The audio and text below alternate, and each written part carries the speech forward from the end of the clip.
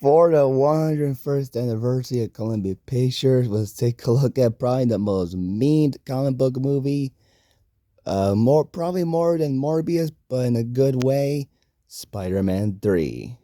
This is a really weird movie. The movie is about so many things. It starts out being about Peter Parker trying to propose to Mary Jane, but unfortunately, he he fortunately uh Harry Osborn um made Mary Jane break up with Peter Parker. Even before that, he kissed Gwen Stacy as Spider-Man in front of people.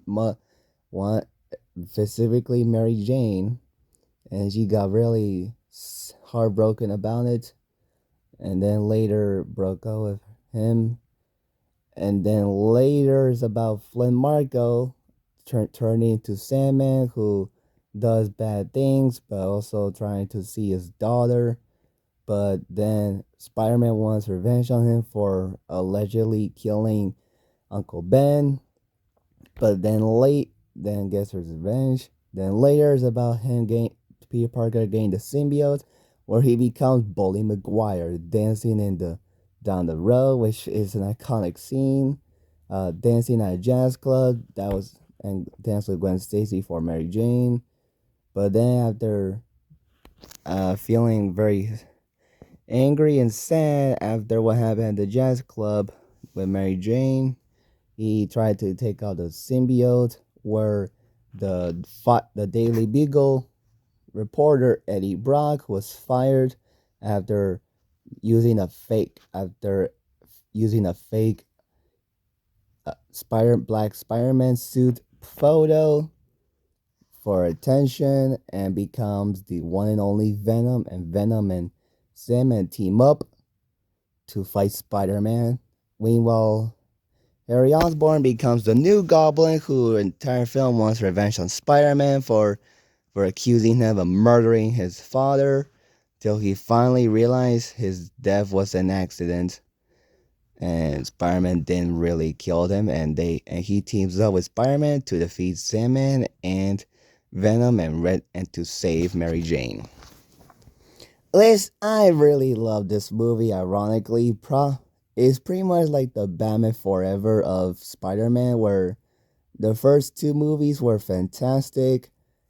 Then it goes really weird in the third entry, and it's more fun. Honestly, it's really fun and entertaining and awkward to watch. Of course, Bully Maguire being an main example of that, where after Peter Parker gets his symbiote powers, he becomes a real big jerk and starts to hit on other female characters other than Mary Jane, as we see in of course, the iconic dance sequence, or like the dance around New York City, where he walks around and doing a little dance in front of the ladies. Meanwhile, we see him being at the Daily Bugle, being kind of a goofball and emo, to be exact. And then later he sees Mary Jane as a waitress in a jazz club and a singer, and he embarrasses in front of her by using the piano, and then later dancing in front of people, and later dances with Gwen Stacy, who's played by Bryce Dallas Howard. Well, I thought was a really good casting choice. I thought that was a really fantastic choice. But she wasn't, other than being the one that felt that Mary Jane felt uh leave Spider-Man besides Peter Parker, after after Gwen kissed Spider-Man in front of everybody. And also was the girlfriend of Eddie Brock in the movie. But then Eddie Brock wants revenge on Peter Parker after seeing Peter being with Gwen to a jazz club, and also that Peter got Eddie Brock fired because because the Daily Bugle realized that the photo that of Black Suit Spider-Man that Eddie Brock used it's a fake one. It's just the version of the red suit turned black. And I thought Topher Grace as Eddie Brock was okay. I thought his development was I thought was well executed, but his Venom is complicated because his course is well, it has the black suit and it has the teeth, and still, and unlike the Tom Hardy version, he's a villain fighting Spider-Man, which what we're gonna have to deal with, unfortunately, because unlike the other versions, he is not a big fella, nor he does say we. He just says I, and it's almost the same size as Spider-Man, which is weird. But I thought the action sequences were well done. I thought they were well shot. They're over the top but they're fun. I thought they did a good job at it. Mainly the subway scene with Spider-Man and Sandman, and of course the big climax where Spider-Man and New Goblin fights Sandman and Venom.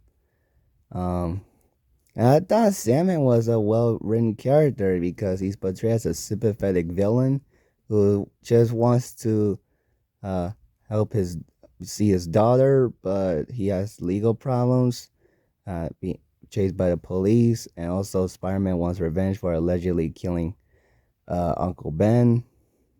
But and then later teams up with Venom to fight Spider-Man as a act of revenge. But but then later, after Venom's death, Sandman tells him about what happened, and we do feel bad for him. And he's a very probably the most sympathetic character villain in the Raimi trilogy. Like Venom is the most evil of all of them because he enjoys being bad, and it shows, especially when Eddie Brock didn't give up on Venom when Spider-Man was about to blow Venom up with the Goblin Bomb.